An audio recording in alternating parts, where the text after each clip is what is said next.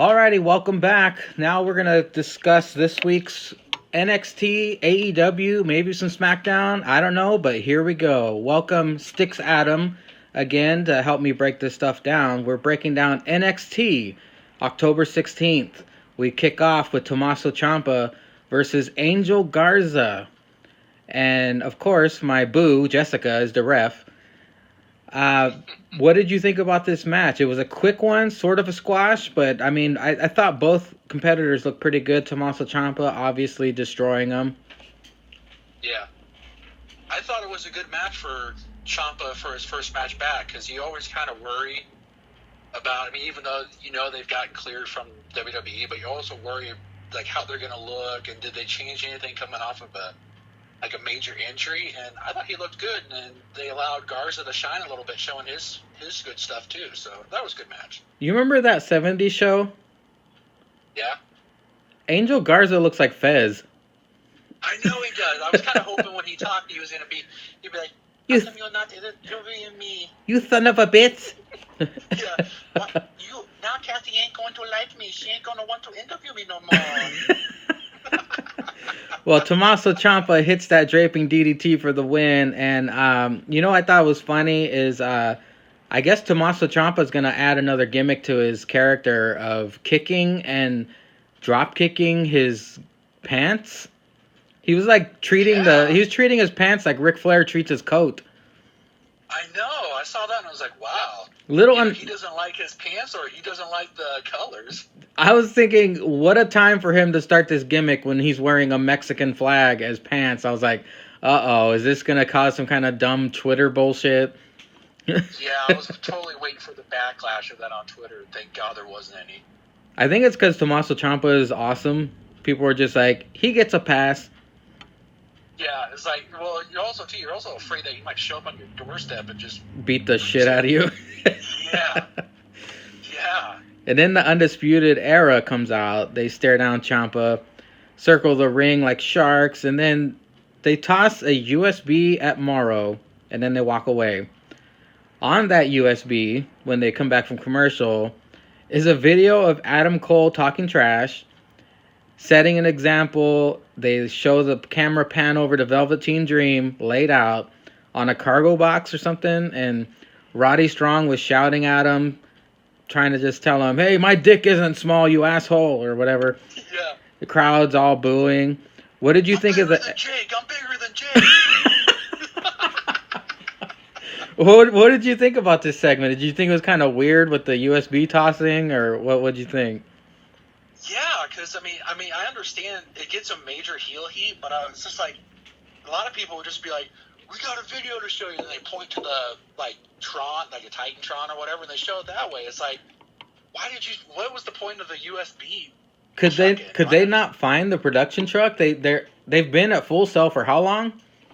Oh yeah, well you'd figure. Well, half the time, Shawn and Triple H were back there, so you'd figure they would do it. So it's just like you cue them from the truck. Yeah.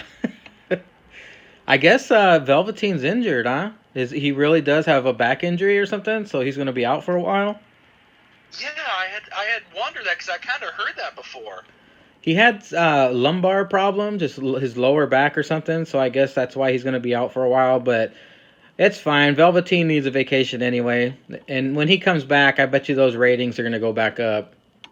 Oh, yeah. Well, I mean, I was kind of hoping that maybe the USA audience would see more of him, because people like us, we know how just charismatic and how good he is in the ring. Yeah. With the new audience, you were kind of hoping they'd get a little bit more of a taste of him. And he looks like Prince. He looks cool. He knows how to talk. He's got the entrance and everything. He's just going to be fantastic, and I can't wait for him to come back. I'm glad that he wasn't moved to SmackDown or Raw. He needs to be in NXT. Yeah. I loved his when he came out for, I think it was one of the takeovers, when he had the Hollywood Hogan look. Yes. I think he had the OVA shirt and the black and white boa. Yeah. I'd like to see more of that Velveteen. You remember he had the red and yellow Hogan gear too? Well, I'd like to have him come out with another pair of trunks that had, what was it, I think on the back on his butt, it said, "Call me Vince." Call me up, Vince. Call me up. Yeah. Be like, call me Hunter, or something like that. Have something different on it, but keep doing that. That's awesome. Well, after this weird segment, we got a tag team match. Oni Lorcan and Danny Burch took on Imperium's Marcel Bartel and Fabian Eichner. And my thoughts on this match is all four of these dudes are kind of equal. They all kind of had the same style, and it was a great match. I liked it. Oh yeah, well I mean like anytime you get Olney and Birch, I mean those guys are hard hitting, and then the Imperium guys, like before they even joined Imperium, they were making some waves over in UK. Do you watch UK, the NXT UK? I dip in and out every once in a while. Like I haven't watched it for about a month, but I tend to try to watch a little bit because I liked at the time Tony Storm over there, but I liked freaking Dunn. I mean, he was the guy carrying it. Now that he's on NXT, just over here, it's like I don't know who they really have over there, really. I try to keep up on NXT UK. It's just, you know how much fucking wrestling there is every week. It's just like I have to sacrifice something, and NXT UK is usually the one on the chopping block. Yeah, I totally agree. Well, they ended the match with a spinebuster, and Imperium ends the match with an uppercut powerbomb combo, which it looked fucking painful, man. Oh yeah. They also hit a spinebuster following a knee to the face. It's like this is a very hard hitting match. All these guys are great. I don't know if the casual fans really dug it, but I dug it. Oh yeah, I think that match was one for like the actual like wrestling fans that have watched these guys for a while. It's like, yeah, this was a good match. That one was for us. Yeah. Then we get a Johnny Gargano video package and a backstage interview, and then we get a Io Shirai preview. They show her theme song, which I actually like her theme song. Oh, I do too. I don't know if you're like me, but like they don't like you get Io maybe like every 2 weeks or something like that.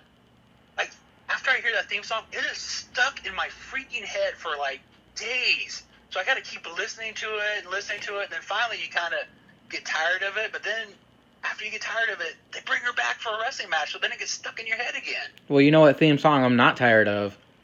The Fiend. Oh yeah. I can listen to that one 30 times and still be fine. Oh yeah. Also with me, I like the Undisputed Era's. Yeah, that's a good one. Did you buy it on iTunes? Oh yeah, I've got it on just about every CD I burn for the last year. You fall asleep to it. Well, it's also gotten so bad, like when I'm listening to it, like especially if I'm with my girlfriend, you know, when the guys when they come up with the boom and they point to each other. Yeah. I always look at my girlfriend and I go boom. And she looks at you and rolls her eyes. Oh yeah, she looks at me. She's like, I don't even know why I'm with you anymore. She's like, it was cool the first time. Would you please stop? Yeah. Well, up next we got a Caden Carter versus Io Shirai. Io, of course, wins with a moonsault. It was a pretty good match. Caden is still green, but she's better than most of the main roster chicks. Oh yeah. She's not as stiff as like Lacey Evans is. Like I like Lacey, but it's like that girl needs a lot of work, and Caden, she still kind of needs some work, but I think she's further along than a lot of the main roster girls. I would say she's decent. Yeah, decent at best. And of course, Jessica, my chunky female ref that match as well. The best ref in the league. After that, Io tries to talk on the microphone. Yeah. That was pretty awkward, but here comes... You know how Zanka has like that thing for Asuka, and yeah. I have that for Io. I love her facials. Oh yeah, like when she comes out, like in the middle of the match, like when she's screaming, like at the beginning and stuff like that. It's like, yeah, I'm weirdly, I like that. Yeah. Yeah. Yeah. It's getting my blood flowing. Yeah. You know she's a freak in the sheets. Oh, she's got to. She's got to be. Well, after her shrieking, then comes out Pete Dunneface, a.k.a. Rhea Ripley. Rhea gets into the ring and says she's fighting Bianca next week, but if Io wants to go, she'll beat the shit out of her too. And then Io, like, makes it look like she's going to fight her, but then backs down and leaves. And then we cut to commercial. What did you think of Rhea Ripley's promo? Not too bad. I don't know. I don't know if you're like me, but like when I see her, I remember she's like a human version of like the Velociraptors from Jurassic Park and Jurassic World. Yeah. She's like, it's like this chick's gonna bite my head off and kill me. She's tall and intimidating. I definitely think she's probably gonna be the one that ends up beating Shayna. I hope so. If there's gonna be somebody, it's gonna be her because she's got so much hype. Well, it's definitely not gonna be Bianca. No, she's already had her shot, and like with Rhea, I think they had one match or something like that, but it was like a non-title, and I think it ended in a disqualification. I believe it was at a NXT UK takeover. I think maybe the tournament, the UK tournament. Rhea Ripley took on Shayna, and Shayna won. Yeah, so there's some unfinished business there. Yeah, they got history, which makes it better. Oh yeah. Then we get an extremely awkward Boa promo backstage where he's speaking Chinese, and you could hear the crowd chanting "What?" the whole time. That was funny. Yeah, the whole time you're seeing this is like, man, why are you on my TV? Why am I listening to you? Exactly. And then Regal's being interviewed as well and says that the Dream is injured and he'll be back soon, but he's got to heal up first. Yeah. He also says that the Keith Lee and Dominic Dijakovic match is for the number one contender of the North American Championship match, which is pretty badass. Because I believe on the Hangover a couple weeks ago, I was like, I wanted their next match to have stakes, and thank God this one did. Oh yeah, because both those guys, I mean, they're 3 matches before this one.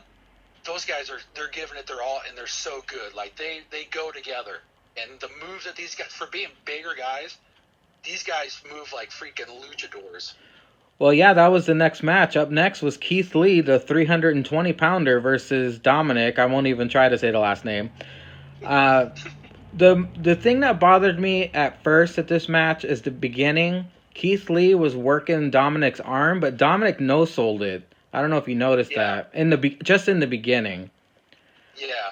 But I mean, it's still a great match. I think that's my only criticism besides what happened at the end. But Dominic. Can I ask you something? Yes. When you found out that was going to be like the number one contender for the North American title, was there like a party like in the back of your brain that was like, I can see Roddy Strong interfering in this match, or the Era like causing a DQ?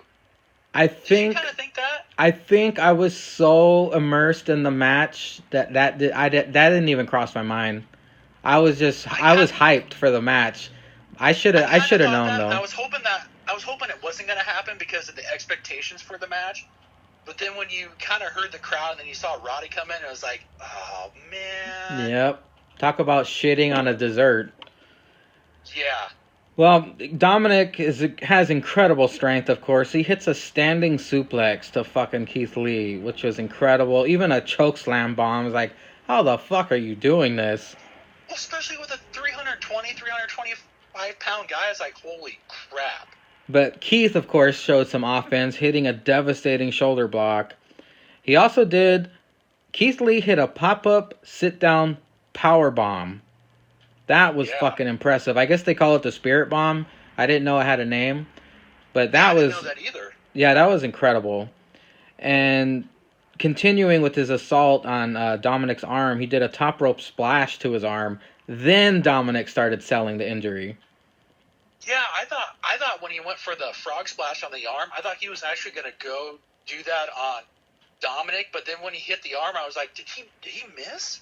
Like, was Dominic not in the right spot? Then I was like, oh, when they showed the replay, I was like, oh, he deliberately went for the arm. Holy crap. If Keith Lee did that to my arm, I wouldn't be able to jerk off for a year. I'd have no feeling. It'd almost be like in those movies or in those cartoons. It'd be like, I would figure I would look over and my arm would be disconnected from my body. Yeah, or turn to ash. Yeah. Well, Dominic, he hit one of my favorite moves I've seen on NXT programming during this match. My favorite move of all time is the big boot. Like, throughout the history of wrestling, Test hit the big boot. Kevin Nash, Undertaker, everyone has their own version of the big boot. Dominic did a spinning big boot, which I was fucking impressed when he did that. And he nailed him. He nailed Keith Lee right on the kisser with that shit. I like it when a wrestler will take like a typical move like that and they kind of add their own little. He put his stank on it. Yeah, kind of make it their own. It's like, I agree with you on that. That was good. You know how main roster has kind of nullified the super kick because it's been done a billion times? Well, I think we can say the Young Bucks pretty much killed the super kick, because when you do a thing called the super kick party, it's like, okay, you're literally destroying like a good move. Like, it was a finisher. Now it's not even like a setup to a finisher anymore. Well, I noticed that NXT are doing that with two moves. Two really good moves, but they're kind of overdoing it. I like the move, don't get me wrong. However, Keith Lee hit a reverse Rana on Dominic. Now, it's been done plenty of times on AEW. It's been done plenty of times in NXT. But when you got a 320-pounder doing the reverse Rana, I stood up when he did that because I thought Dominic's neck was fucking shattered. Like, that was fucking incredible. Well, yeah, like, and also too, like, when you show the replay, I'm looking for like Dominic's head. I'm like, did he literally get spiked? I thought he like bent his neck and landed on it wrong, but these guys, that's how good they are. Yeah, you're waiting to see if like if when you look at him, if it's like his head is still like cranked, like if his neck is literally broken and his head is just like a bobblehead now. I'm looking for the ref to throw up the X. Yeah. Well, anyway, inevitably it happened. Fucking Roddy comes out, hits Keith in the head with the title, and kicks Dominic. The match ends in DQ. Fucking Roddy thinks his shit doesn't smell. He's all proud of what he did. And then Regal shows up on that random-ass balcony. That's brand new, right? That's only been on the... I think they had to introduce that on the first episode. Yeah, the very first USA episode. Yeah. It's kind of cool, though. I like it. He comes out and he announces that next week, instead of one-on-one, it'll be a triple threat match for the North American Championship. How good is this match going to be? Oh, it's going to be freaking awesome. I became a little kid again when I heard him say it's a triple threat match, because it's like you add those two guys plus Roddy, because like Roddy, they call like with them calling him like the Messiah, the backbreaker. That guy has so many different freaking backbreaker variations, and I want to see him try to apply those to like Keith Lee. Try to like pick that guy up and do the same moves that you do with like your regular guys with a 320-pound guy. I hope he doesn't dislocate his knee when he does drop a 320-pounder on his knee. That's gonna be painful. Yeah, that's gonna be. Yeah, it's gonna be a good match. It's gonna be awesome. If that's not the main event, I will be very surprised. Well, after that, we get a Pete Dunne getting prepared backstage segment, which was kind of cool because he had a flag. Did you notice that red flag that was behind him? They had that for Dominic too. I kind of noticed like last couple of weeks they kind of doing that for a lot of the guys when they show them backstage preparing. It's like, well, this is kind of cool. Is it only for foreign guys? I don't know, because I'm trying to remember if they did that for like, I thought maybe like some of the girls might have had it, but I could be totally wrong on it. Well, if that Pete Dunne flag goes for sale, that's going to be the backdrop of my living room. Oh, those things are going to sell out. If they start doing that for like every wrestler, depending on like how they design it, those things are going to sell out like hotcakes. I can't wait to get my Dana Brooke one. Yeah, I just wanted to say opportunity. It'll have opportunity like across the middle of it. Oh yeah. Then we get Matt Riddle versus Bronson Reed. This is my first time seeing Bronson Reed in action, and I noticed that he kind of looks. Bronson Reed looks like Rusev had sex with Samoa Joe, and this came out. Yeah. Yeah, it's like Frank and Rusev Joe, like Joe Rusev. Yeah. Pretty much. And Riddle, of course, showing off his strength, hits the GTS. And some new finisher this is the first time I'm seeing a tombstone slam. Did you see that? Where he set him up with the tombstone, he put his arm like between his legs and then kind of like Styles clashed him. They call it like didn't they call it like the Bro Derek or something like that? I think Morrow called it or something like that. Yeah, I hadn't seen that before. It's definitely innovative. Yeah, Bro Derek. Yeah, because it's the perfect 10. That's right. Yeah. Morrow and his references. Riddle dominated most of the match. Bronson, meh. What did you think overall about this one? Well, I mean, I remember seeing Bronson during that when they did that tournament. The breakout tournament. They did. Yeah, I think he was on there. I want to say I don't remember if he faced Cameron Grimes. I want to say I thought he did. And of course, you hear. I mean, you hear that they're pretty high on Cameron, so it's like you knew he was probably gonna lose to Cameron, but he's not too bad. I mean, he definitely needs some work, but he's probably gonna be a guy you're gonna see a lot on NXT because they're gonna need a guy to probably have like in this case with Riddle to squash. But yeah. Have him get a little bit of shine on to kind of give a little bit of adversity to like the guy they're gonna get squashed by. So he's not too terrible. I mean, I've definitely seen worse, but it was a good win for Riddle. Well, he's definitely got the look, and they love their big guys. So I'd say give him a couple months, and he'll be better. He'll be like 2.0 of like Tyrus and the Funk Dactos. Oh man, I hope they don't make him dance. I hope not either. Well, then they show Bianca video package, and after that they show Kushida with a doctor. I guess he messed up his arm, right, because of that match with Walter. Yeah. A hairline fracture, I believe. I'm surprised that's the only thing he had wrong with him after that match. Yeah, I know. I'm surprised he didn't have broken ribs and a fucking orbital socket caved in. Yeah, I'm surprised they didn't do like a thing from a hospital bed. They just show him in like a full body cast. I know. Oh man. Then we get Tainara versus Tegan Knox, who is just recently returning. It was sort of a sloppy match. Tegan Knox, she was impressive. She wrestles exactly like the main roster women. I noticed, like a Becky Lynch. Yeah, I don't know if this was like her first match back from like blowing out her ACL, like her second ACL, but you can definitely tell that she needs some ring work.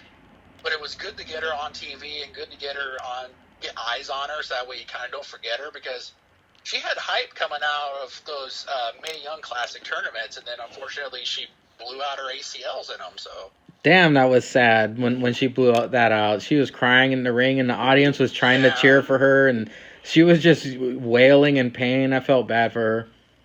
Yeah, because I kind of thought she was going to win the whole thing, but then when she blew out her knee, it's like, damn, you don't want to see that happen, especially because I think she tried to keep.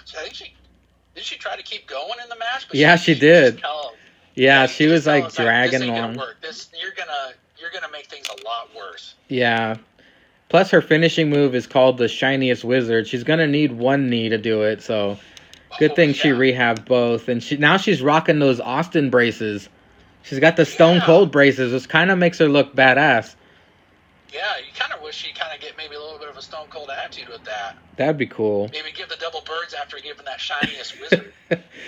Well, after the match, they had to interview her immediately, and then down comes Dakota Kai, her best friend, I guess. And then we get the dominant Shayna with Marina Shafir and Jessica Manduke pretty much just laughing her off, saying, yeah, I've beaten everybody. You're not anything special. And to be honest, I don't think Tegan Knox, just from this first showing, maybe she'll impress us in the next couple weeks, but I don't think Tegan Knox is going to be the one. No, she needs. I agree with you on that. Especially after this match, you got to put a string of some matches together, some wins to even be in the same freaking locker room of Shayna. Exactly, because Shayna has dominated everybody. I would have loved to have seen Asuka, if they didn't give the Kabuki Warriors the championship, if Asuka would have moved back down to NXT. Could you imagine a Shayna-Asuka match? I was hoping that on that episode when they brought Finn and Ciampa back, I was hoping Asuka would have been perfect to put like right in the middle of that. Like the lights go out in the middle of the ring. Yeah, if they would have had like Shayna in the ring and she's like mouthing off to somebody, and then all of a sudden the lights went out, and then you heard the music and you see the mask on the screen, it would have been like, this is perfect. That would have been the best episode of just a regular episode of NXT outside of like the takeovers. That would have been the best like regular NXT match to have all three of those things happen and have Asuka like right in the middle of it. And then the lights come back on and Asuka spits green mist in Shayna's face. That would have been fucking sweet. Kabuki! Yeah. And then she starts shouting because she knows Zenka likes it. Oh, yeah. Yeah, Zenka's at home, rock hard. Well, then Such good shit, pal. Then we get a Boa match versus Killian Dane, who looks like a hefty bag of hair. It was okay. I don't get Boa. Like, why is Boa so special? I don't see anything impressive about him except for his height. But man, he is super green.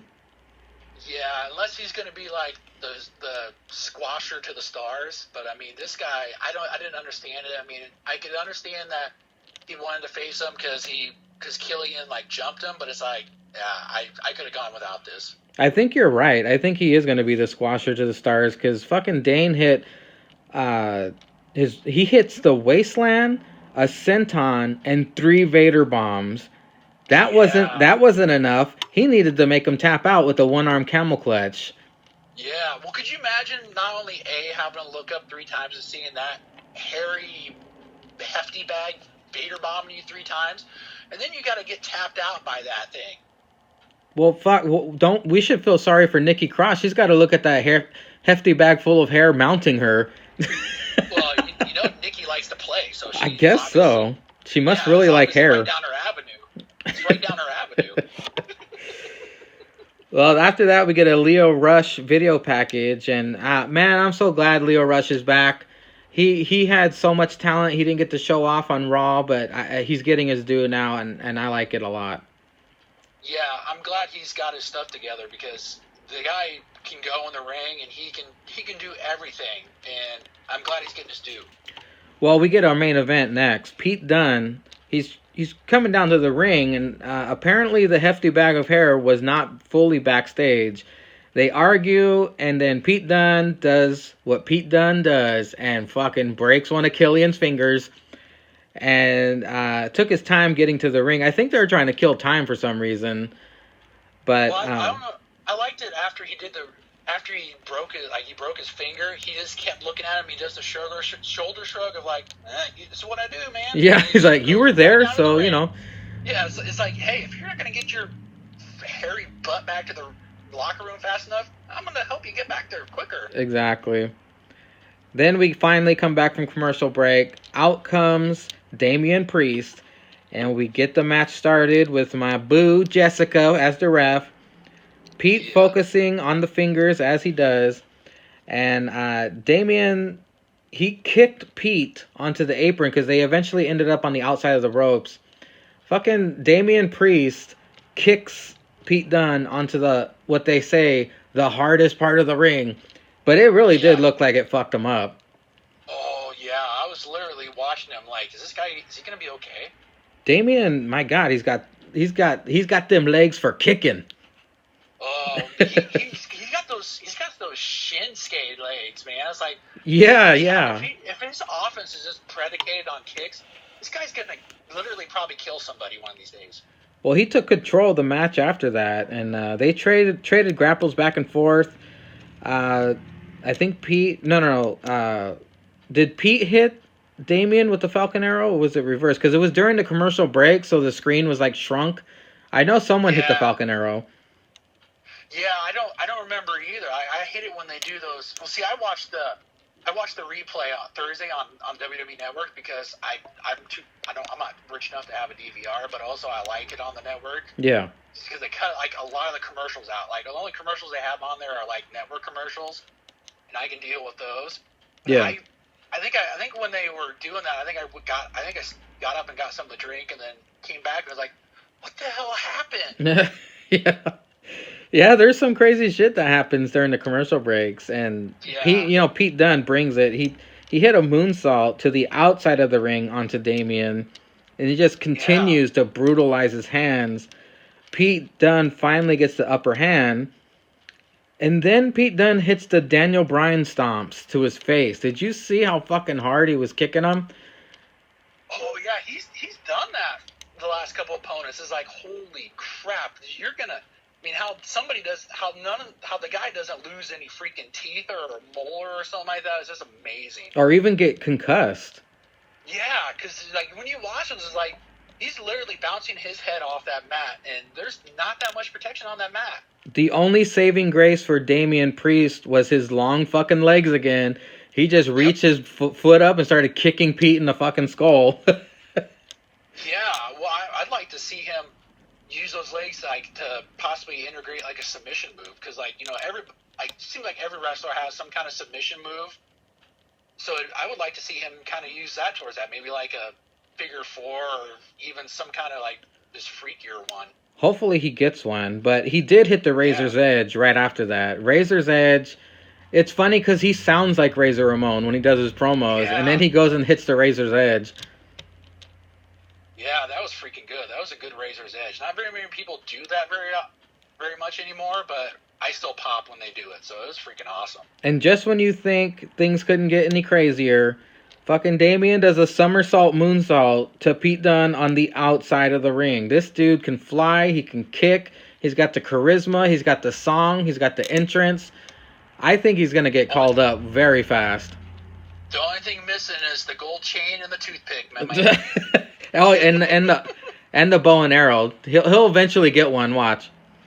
Oh, yeah. Yeah, hopefully it's like a Nerf one, because if he shoots it, hopefully it doesn't kill somebody. Well, with Pete Dunne sitting on the top turnbuckle, Damian, from the ground, hits a Trouble in Paradise. I mean, those fucking legs go on for days, and they fucked Pete Dunne up. Yeah, that was awesome.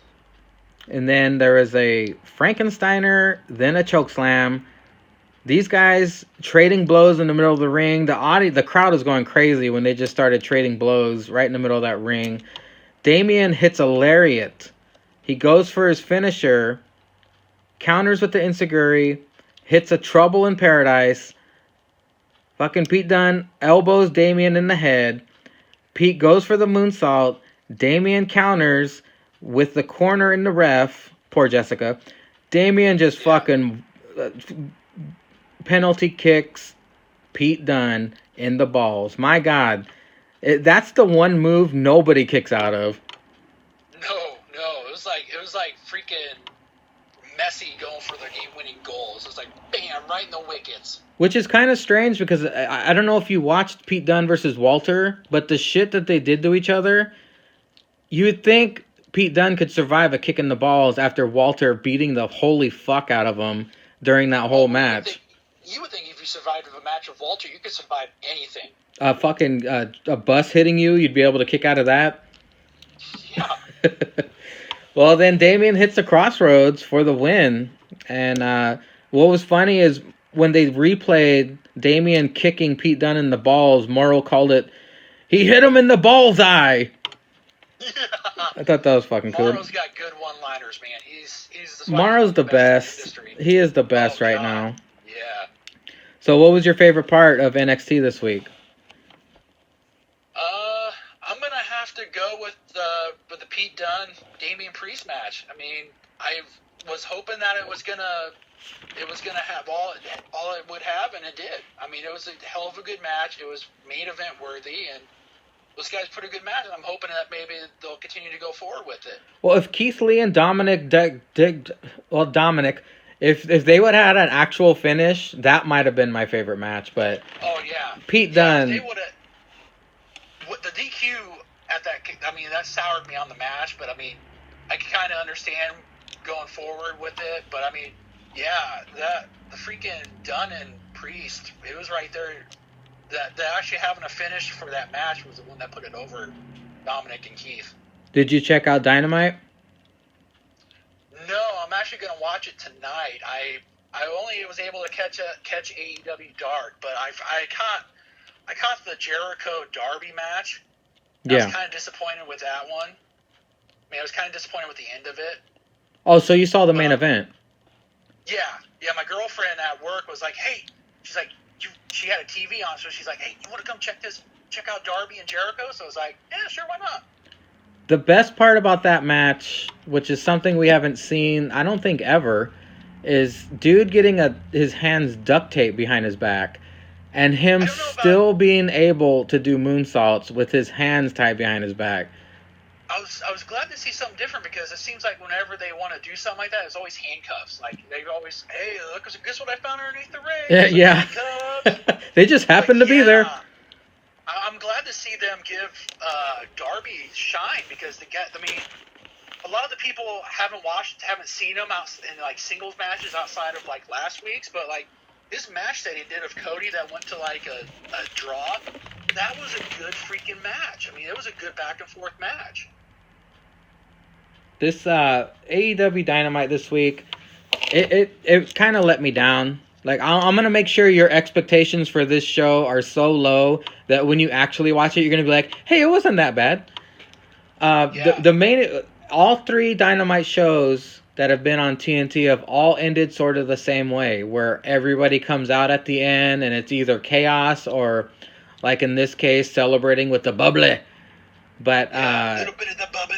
I think NXT for sure won this week. In my opinion, NXT was the better show, but of course they lost their ratings again. AEW keeps winning on the ratings, and I bet you eventually Vince McMahon's going to shit his pants and get his hands on it and ruin it somehow, but I'll give the win to NXT this week. I've thought the last 3 weeks, like, match quality-wise, I thought NXT, like, show-wise, have had, like, the better matches, but it seems like storyline-wise and just even, like, all the other stuff, AEW has done better, like, developing and, like, going forward with stuff, but... I'd say the promo videos for AEW are really cool. How they put the production... Yeah. They got the money for it, and you can tell. Oh, yeah. Well, did you see SmackDown last night? No, I only was able to catch the... I usually catch the Hulu on Saturday, but knowing that since you sent me a message, I kind of got on YouTube and just did some reading and caught some of the stuff. So I kind of know what happened. It was okay. It was an okay SmackDown. Of course, the highlights were Heavy Machinery and the New Day. I cannot wait to see if they put Otis and Big E in a tag team somehow. That's gonna be fucking money, dude. Those two together. Oh, God, those guys. If they put them together, they gotta win the tag team titles. They gotta win all the titles. Oh yeah, even the women's. No. Yes, they have to be literally draped in gold. Well, I mean, Big E's got the tits, so he technically could at least go for the women's title. He could use one of those titles as a bra. He might have to make the belt bigger, but I mean, he could literally use one as a bra. You see, man, that's why I love having you on as a guest. You're fucking funny, dude. Oh shit. Could you imagine that coming out with, like, if he could get like a bigger version of that and that being like a bra, and he's like, and then they try taking it off and be like, no, I can't. You cannot take this off me. It is part of my equipment. It is part of my ring gear. Well, shit, I'm surprised Big E hasn't tried to use one of his tits to crush one of his opponent's skulls or something. You know, like you see those videos of chicks with big tits smashing tin cans with their tits? Imagine what Big E could do. Well, could you imagine him doing Vader bombs? Oh, fuck. Oh, you imagine that, just that those beautiful black breasts just coming down to smash you for a victory. A Biggie bomb. It's like, oh, yeah, that'd be so awesome. Eventually, I hope he does break out and become a single star, because that dude's just money. He's got money written all over him. I feel bad for Kofi, but he was the champion. He's had his time. Well, was it Tucky that when they were backstage, he made like reference to that, like when they were talking, like he made reference to Kofi like losing the WWE Championship, and you can kind of begrudgingly see Kofi be like, I'm fine. I got the power of positivity. It's like, well, Zenka said the line of the night last night for SmackDown was Big E saying, "We can't swim." It was fucking funny, dude. I thought the line of the night came from Bailey, though. Heel Bailey sitting on Miz TV saying, "Life sucks, then we die." Like she's going full on emo now. Oh, I tell you what, we've been waiting for this for like a year for Heel Bailey, and we finally get it, and it has not disappointed yet. And her theme music. We finally got to hear the full version. It was good. Yeah, because it was weird, because like when she beat Charlotte, she came out to like her regular stuff, and then after she won, it was like, what are they playing? Is this like the generic ending music for SmackDown? And I was like, no, it's not. Is this? They get to get new music? Yeah, after the match, they kicked into her new theme like in the middle of the song, and it still sounded cool. But last night when she came out, that was a really good song, and I hope this unleashes Bayley's new attitude, and she just I want her to throw up the double birds. Oh yeah, we've all been waiting for Bayley to go through some kind of change, and this has been it's been awesome. I mean, and I hope they go with it. Like, like when they did it with Becky, like the man, it was like something new and it's refreshing. This is that. This is her. I just remembered my favorite part of SmackDown last night, and I guess it's because we have a sick sense of humor. They showed a video package of Bayley chopping up the Bayley Buddies, and for some reason, they smash cutted to a child watching it from home, and the child was screaming, crying, watching Bayley kill the Bayley Buddies. Dude, I was on the floor laughing. That was the funniest fucking shit, dude. I love it anytime they show like the person, like the kids are behind, they end up doing a heel turn, they show the looks on their faces. Well, you remember that kid when the Miz won the championship, the kid in the audience with the devil look, the scorn look she was giving him? I hope that kid gets like some kind of like residual check from that, because that kid is like on like everything. Like they show that kid for everything. It's like, yeah, that kid needs to get some kind of money for that, because that's the go-to thing. They got to give that kid an endorsement deal for Nike or something. Yeah, exactly. Needs to be on like a T-shirt or something like that. Well, all right, man. Thank you for helping me break down this week's NXT. Is there anything else you want to add about what's upcoming in wrestling that you're looking forward to?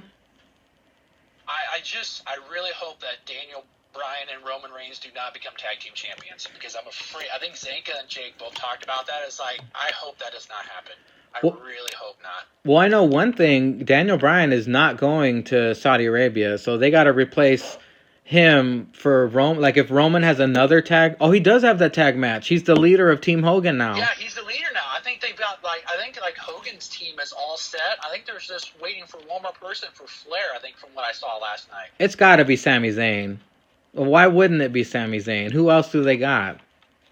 Yeah, I mean, that's the first person I thought of. Was like, it's gonna be Sami. I mean, you got Shin on the team. It's like, you gotta have that. It's like, who else would they have? It's like, who else are they gonna pull out of their hat? Knowing WWE, they're gonna go, the big mystery partner revealed at Crown Jewel, and then, like you said, Shinsuke will come out. Like, everyone will come out, and then Sammy's music will hit, and then we'll be like, oh. Yeah, it'll be a disappointment, kind of like what they were talking about with that big trade. Exactly. I don't know about you, but I was literally hoping it was going to be like the Fiend was going to come back, and they gave up like 4 or 5 people for the Fiend to be back on Raw. Well, when they announced the Blockbuster trade, they're like Alexa Bliss and Nikki Cross, and I was like, okay, who does Raw get? They didn't say the other end. They're just like opportunities in the future or something. Yeah, and I was like, "Are you kidding me? Are you serious?" I remember hearing Jake and Zanka talking about how like SmackDown's women division wasn't like, there was barely like, I think there was like maybe 3 or 4 women on the roster. Pretty much. And it was like, how are you gonna go forward with this? But then it's like they made that, so it's like, okay, who did Raw get back? And it's like, future considerations. It's like, what? We need the Iconics back. Well, I think didn't free agently sign up Raw? I think I saw. Oh, they're on Raw? I saw that since they didn't get drafted, I think they signed to Raw. Oh, damn it. Poor SmackDown. Or I want to say, I thought I saw like on one of their like Instagram or Twitter accounts, they said they were going to Raw. Yeah, I would have liked to see them on SmackDown. I think they would have had a... Well, SmackDown needs them. Opportunity! Plus, I mean, those two are so freaking hilarious. Billy and Peyton are just, they go together. And they're young, too, so they still got a lot left in them, which is good news. Oh, yeah. Well, Stixadam, Thank you very much for being a guest on an extra large 2-segment after party hangover. You can follow Stixadam, the monkey impressive, on Instagram at Stixadam. And on Facebook, you can follow that demon noetic. His name is Adam Hagen. Just search and look him up and tell him how funny he is. And we all appreciate your hashtags and you poking fun at Jake. It gets funnier and funnier every week. You still there? Okay. Yeah, no, I'm still here. Thanks Okay. for having me, and thanks for doing all that you do, and I'll just thanks to the Army. I mean, you guys are a bunch of animals, and it's just awesome. And you're a part of it, buddy. We're all a part of the Steel Real Army. Thank you for listening, everybody. And until next time, hail that bush.